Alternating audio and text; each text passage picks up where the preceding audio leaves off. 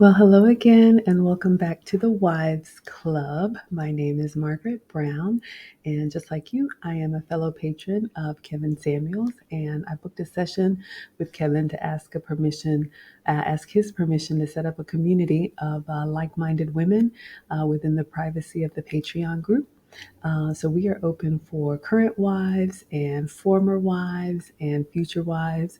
And I'm just trying to do my part to improve our ethnic image and increase the pool of marriage minded women.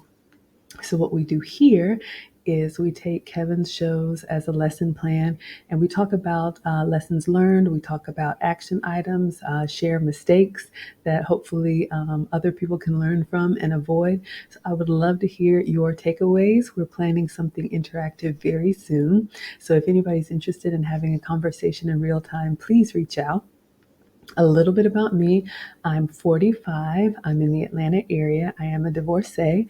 I have two boys, a high schooler and a middle schooler, and I'm divorced from their father, but I was married for 10 years at the age of 25. And since then, I've been in another 10-year relationship with a high value man. All right, so let's get into it. So, Kevin was live last night on Instagram, and the title again was Why. So, we can call it Why Take Two. So I've got 10 points here that I'll cover and let you know what my takeaways were. So, number one, Kevin started out the show again asking, why can't I be right? And, ladies, like I said, we are here to support all men. And I am incredibly grateful for the perspective of men. One of my biggest fears is that one day Kevin's going to get maddened up and say, to heck with all of it and just go on and live his life. And we won't get that wisdom and that insight. So, if you are so fortunate to be around a man who's willing to share his opinion, let's listen. And even if we're not, 100% on board, let's at least hear them out. One of the things that's been a through line that I've heard, especially with the younger women that call in, they often say, well, no one's broken it down that way. No one's explained it to me, like the young lady that Kevin closed out the show with. I think, one of the things that I do in my relationship, and I told my man today, I'm so thankful to be able to just to talk to you and understand how you think and how you approach things. So, ladies, let's give our men their voice back and really listen to what they have to say because, when they stop talking, then we'll really be in the dark. Which rolls into number two. Kevin has debunked this myth about him being gay for the longest. Not that there's anything wrong with that, but he said it over and over again. He's not gay. And if you ask me, I don't think a gay man would know half about what he knows about a woman. Um, but this is kind of the knee jerk response that we often do when we want to silence a man, when we want to cut him, off at the knees. I think it's very immature, and we've got to do better than that. So it just ties into number one, right? Just listen to what they have to say because you know how you feel when your voice is silenced. All right, number three, I took a note about Jamie Foxx, and I think Kevin was giving an example about the same thing happened to Jamie Foxx. And, I thought often about that. He has chosen to have, I believe, two children with women that he didn't marry, but whatever arrangement that they have, it works for him. And, what we don't see is we don't see Jamie Foxx in the news with any of this, kind of drama. So let's open our minds to maybe something non traditional or something that, other people's happiness does not have to be the way that we define happiness. That's something that I work on, right? I have this box of, well, it's got to be this way. And one of the things that you gain or you should gain as you get older is wisdom. So, let's let other people choose their happiness because when it's our turn to choose, we want to celebrate the way we want to do it. Number four, so the holidays are approaching. Thanksgiving is just around the corner. And ladies, it is a very stressful time of year. My parents are older now, so the mantle has kind of come onto me to take care of everything, so my mom doesn't overexert herself. I am the daughter of a retired home economics teacher, so she still thinks she can cook everything from scratch, and we have to slow Nana down. But I am grateful for the stress that the holiday brings, because that means that, my loved ones are still here. Whether you're cooking or whether you're catering or whether you're going out, we've done all of that. Um, if you do have, family, traditional family with, a husband or a long time relationship, make sure you're thankful for that and don't take it for granted. So, one of the things that my man and I have done over the years, like I said, I've known him for decades and we're at the same age. And so we have the same senior stories, if you will, with our parents. And so when we go home for the holidays, we usually get together like the day after Thanksgiving or the day after Christmas, and we kind of decompress together and tell those stories and have that belly laugh about, oh, that person that, had a little bit too much to drink, or, how our moms were just, doing the most as usual. And so, again, if you do have that opportunity, make sure that you nurture it and you appreciate it, because it could be a different way.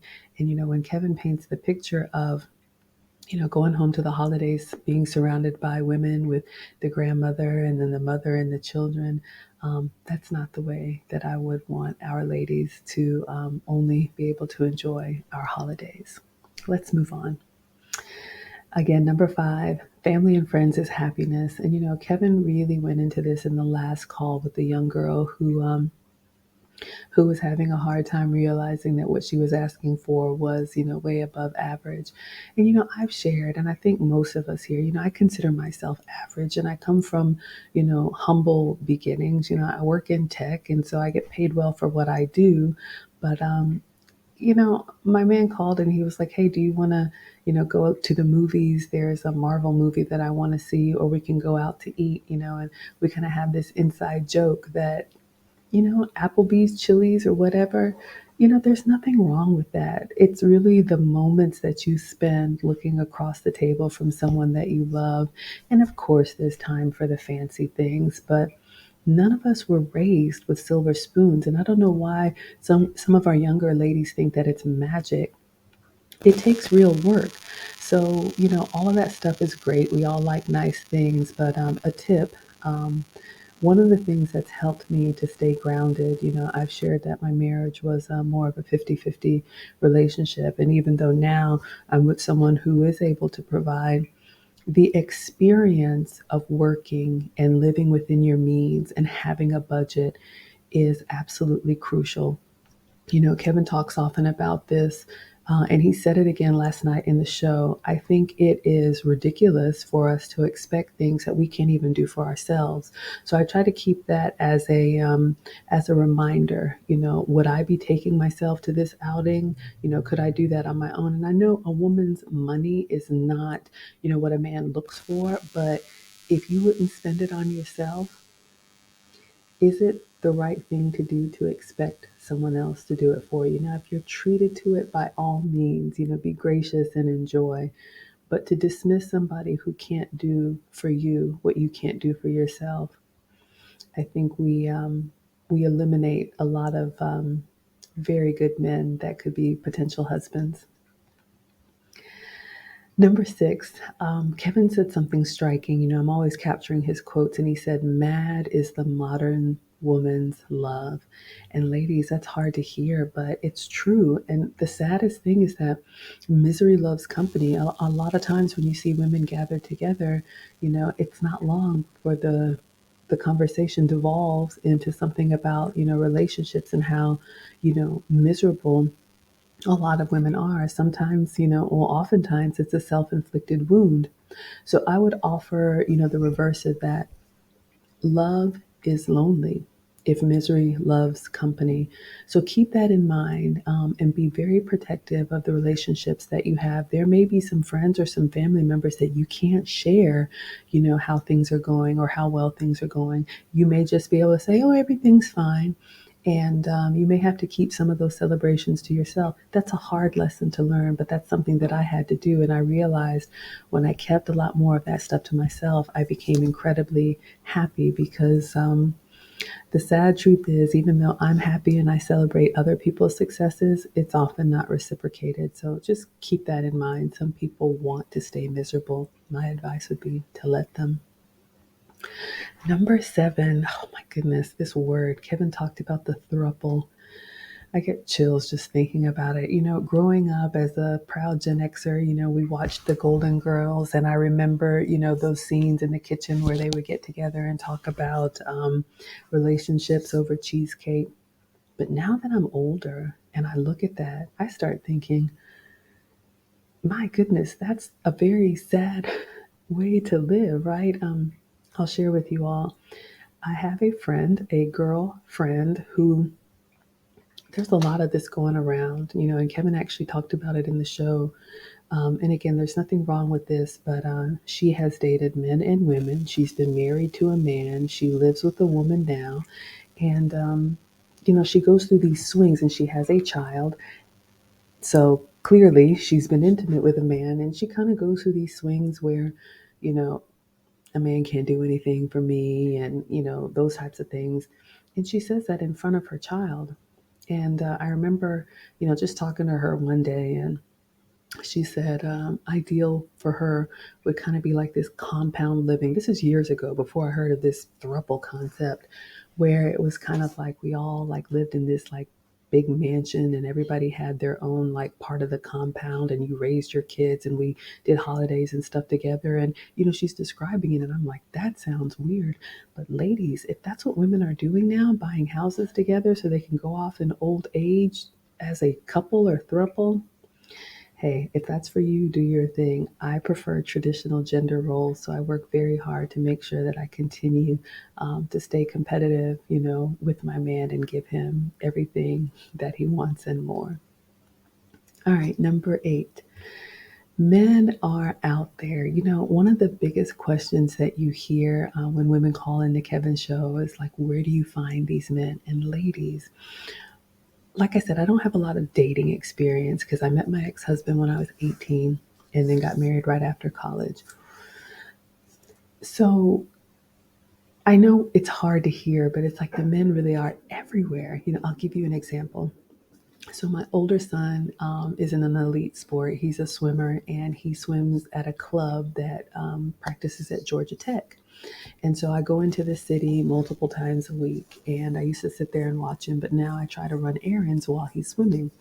And there's a Whole Foods, downtown Atlanta that I like to shop at because they have some items that I can't get at the regular grocery store. Because, like a lot of you all, I'm working on my fitness, exercising every day, fruits and vegetables, and more plant based and getting away from sugar, salt, fat, and dairy.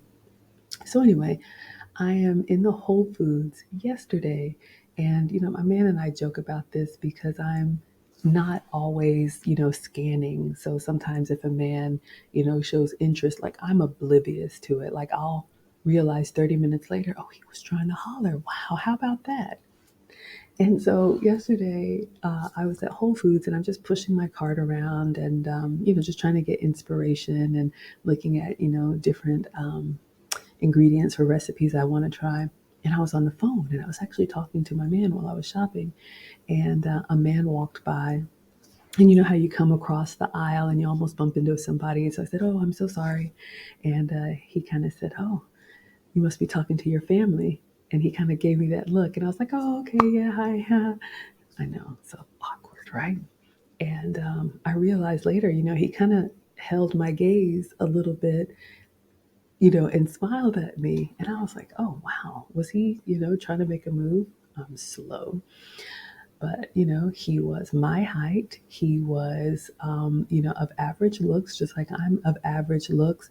And it breaks my heart to think that, some ladies may not even give him the time of day because he's not, a head turner. But he was a, nice man with a nice smile.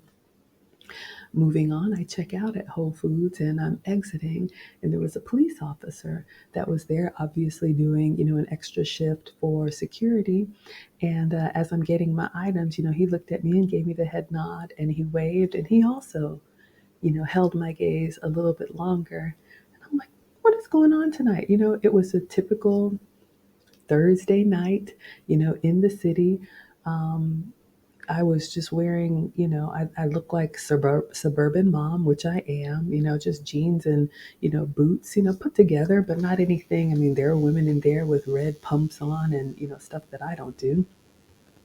But anyway, ladies, they're out there. So if you show up as the best version of yourself, and if you are feminine, if you are friendly, you would be surprised if you get out of your comfort zone what you would find.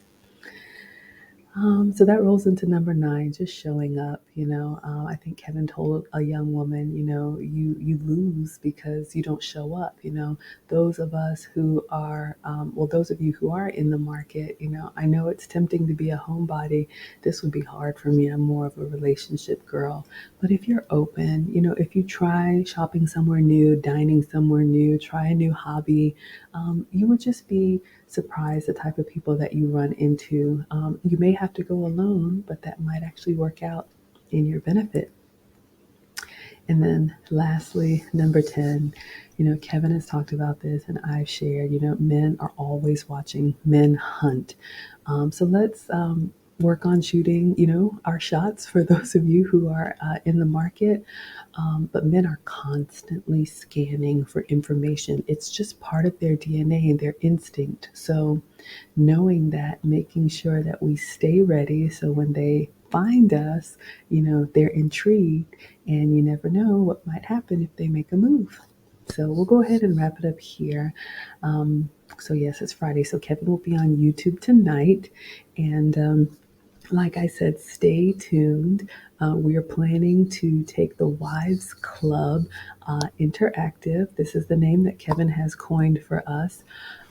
So if anybody is interested, I've got one person, but I'm looking for a couple more that would want to, talk about any themes or any takeaways from Kevin's show.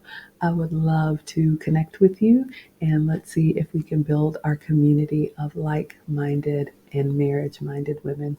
All right. I hope you all have a good night.